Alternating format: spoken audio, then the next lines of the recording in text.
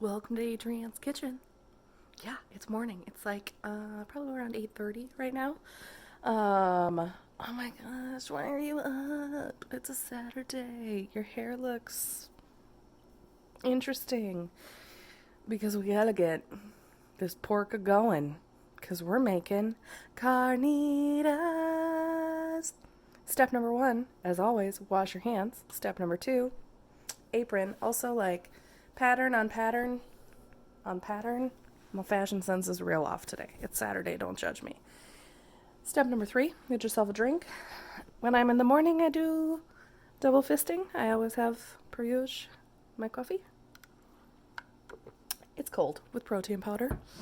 Tastes like chocolate milk, basically. And then I make a cup of Earl Grey every day. It's just a really nice black tea. I'm going to remember it's hot this time. Unlike a couple weeks ago.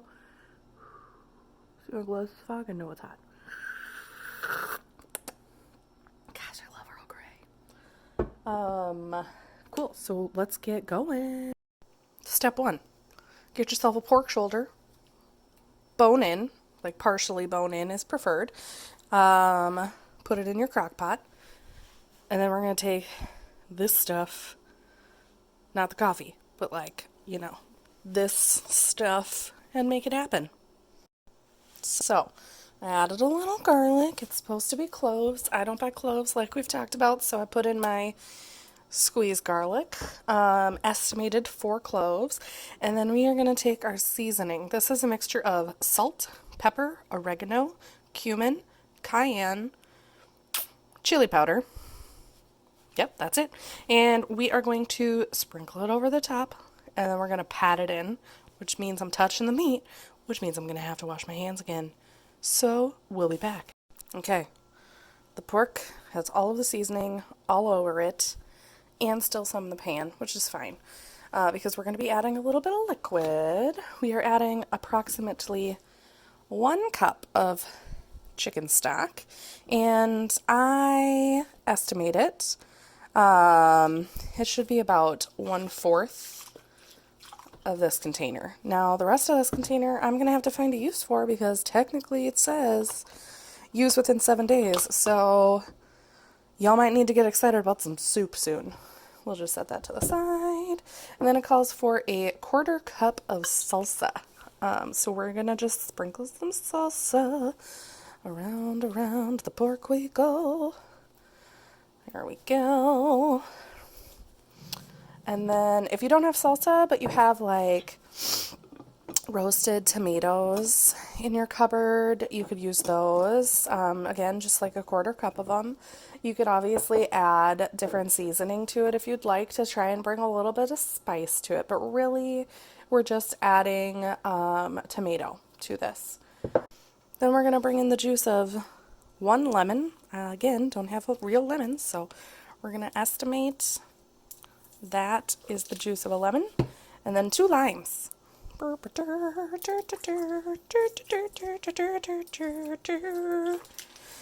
we got lots of liquid in there. And then finally it calls for 3/4 cup orange juice. Well, I don't drink orange juice because the sugar content is super high, so that doesn't really work for what I eat. And I didn't want to buy orange juice that's just going to sit and go bad, so I bought oranges. So we're going to squeeze the oranges. I'm going to squeeze 2 of them, and I'm going to really hope that that brings out enough orange. You might be wondering, Adrianne, why so much citrus? Well, the acid in this orange is going to help to break down the fat inside that pork. So when it's done cooking, it's literally going to just fall apart.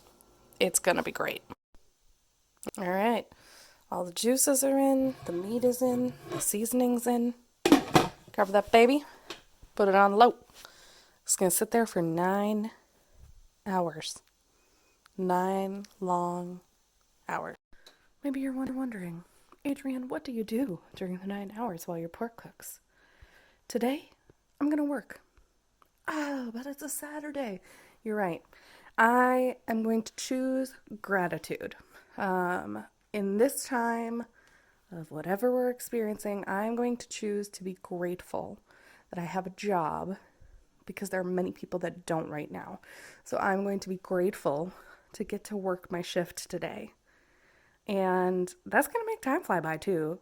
and I enjoy my job, and I enjoy my coworkers. So it's kind of hard to be upset, especially since it's really, really a really good rotation for working weekends. So it's not like I have to work every weekend or I have to work every Saturday or things like that. So definitely like lots of reasons for me to be grateful today. So I challenge you. What are you grateful for right now? Think about it. Might bring a smile to your face. Another reason to be grateful. I can see the sun coming through. Not a single cloud in the sky. After yesterday's dreary 20 and rain and snow and whatever it was, this is gonna be a great day. We're gonna go on an adventure because the pork's not done yet. Here we go. It has been a very long wait, but we've waited 10 hours and we're gonna pull apart that pork and we're gonna make us some very cheesy shells. Ooh, do you see this? Do you see this right here? That is the bone. We're just gonna try and figure out how to get the tongs in. Clean bone. The rest, just meat. Just truly squeeze meat. And it's done. It's been sitting in this for 10 hours. Super tender. Truly just crumbles apart in the tongs. Can't wait to eat this. All right, then you're going to heat a pan, a flat pan like this, on medium so it gets warm, and you're going to melt the cheese. You're going to melt it to the point that you think it is going to burn or evaporate off of the pan, and I will show you what that looks like as time goes on. This is another case of don't watch it, walk away. Okay, you guys, when it gets to this point, it's still not done. Okay, guys, when you see it to this point, like I said, where you think it's going to burn, start to get a little bit under those edges. You're going to want it to be pretty firm. See how that, ooh, yeah, just like that, until the whole thing is like that, and then you can flip it over.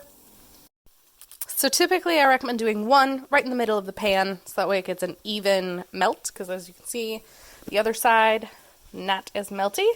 And this will eventually be pretty firm that you can use it like a tortilla. Babe, show me that taco. Turn it sideways. Oh yeah, look at the taco. Now that is how you make a very large cheese taco shell. Okay, guys, it's gonna be tasty. Okay, so I put it in paper towel, and then I'm gonna pat dry because there's a lot of cheese grease that I don't necessarily want to consume. So I'm gonna dry that up, and then I'm gonna wrap up my burrito, taco, whatever I'm gonna turn it into. It's gonna be tasty. Just like that. It's dinner. 10 out of 10 best thing I've eaten all day.